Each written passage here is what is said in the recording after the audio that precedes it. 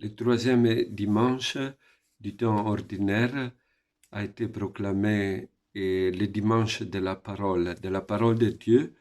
Et voilà, alors à cette occasion, je voudrais proposer quelques réflexions, plus que des réflexions, une attention au texte. Ce n'est pas l'homélie qu'on prononcera dimanche, mais comme une première lecture du texte. Le pape François, dans le Lectre Evangelii Gaudium, invite à un culte de la vérité en lisant l'Évangile, c'est-à-dire faire attention au texte, à ce que le texte nous dit. Voilà le texte. Après l'arrestation de Jean le Baptiste, Jésus partit pour la Galilée, proclamer l'évangile de Dieu. Il disait, les temps sont accomplis, le règne de Dieu est tout proche. Convertissez-vous et croyez à l'évangile. Passant le long de la mer de Galilée, Jésus vit Simon et André, le frère de Simon, en train de jeter les filets dans la mer, car c'étaient des pêcheurs. Il leur dit, venez à ma suite, je vous ferai devenir pêcheurs d'hommes. Aussitôt, laissant leur filet, ils les suivirent. Jésus avança un peu et vit Jacques, fils de Zébédée, et son frère Jean, qui étaient dans la barque et réparaient le filet. Aussitôt, Jésus les appela. Alors, laissant dans la barque leur père Zébédée avec ses ouvriers, ils partirent à sa suite. Nous sommes au début de l'évangile de Marc, c'est le commencement du ministère public de Jésus. Alors, on remarque tout de suite que Marc parle emploie deux fois la parole évangile. En Galilée, proclamer l'évangile de Dieu, et Jésus lui-même, dans ses paroles, sont les premières paroles de Jésus dans l'évangile de Marc, dit « Croyez à l'évangile ». Nous nous rappelons que le titre de l'évangile de Marc, c'est « Évangile de Jésus-Christ, Fils de Dieu ». Donc, quelle est la signification de cette parole « évangile » C'est une annonce d'une visite. En général, c'était le moment où l'empereur venait visiter une province, alors le messager venait porter cet évangile, cette bonne annonce d'une visite de celui qui était considéré non seulement un pouvoir, mais un sauveur. Et voilà cet évangile qui est la parole que Jésus va prononcer tout de suite.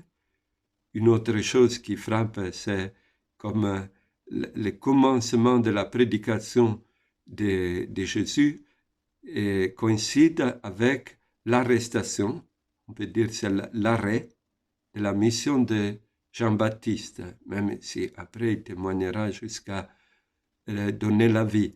Mais Jean disait, je dois diminuer pour qu'il puisse grandir. Eh bien, ici, c'est marqué, il doit comme disparaître pour que Jésus puisse arriver à proclamer sa parole. On est frappé par une parole, les temps. Les temps sont accomplis. Et c'est un temps riche. Non, ce n'est pas simplement une succession de temps. Et les temps sont accomplis. C'est la valeur du temps dans la Bible que peut-être ici est repris. Ce n'est pas un temps cyclique.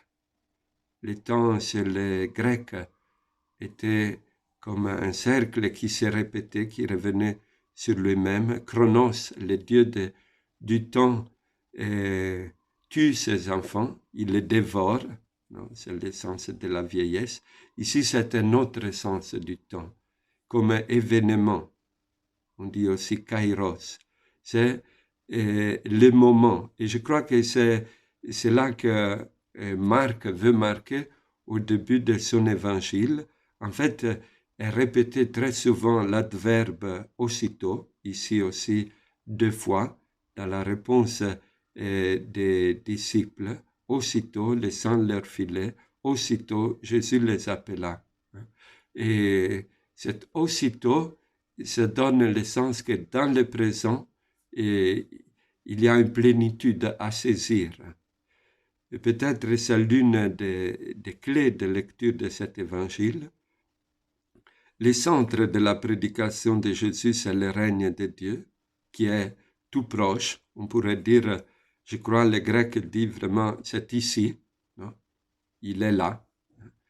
Et un appel à croire à l'évangile, à se tourner vers l'évangile, ce qui les disciples feront tout de suite, non? Dès que l'appel résonne à leurs oreilles, et aussitôt, et laissant leur filet, donc il y a quelque chose dont on se détourne et ils le suivirent.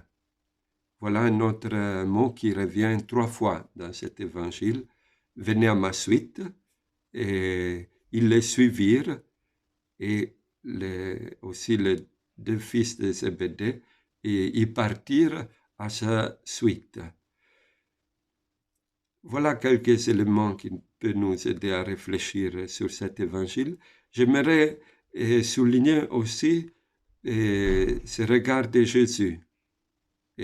Passant le long de la mer de Galilée, donc pendant sa prédication, il y a un moment où il passe. Jésus vit Simon et Pierre, les frères de Simon, en train de jeter les filets dans la mer. Et je reste un peu à imaginer comme Jésus, peut-être il l'a regardé à un certain moment, il est resté là et presque à contempler leur travail, non?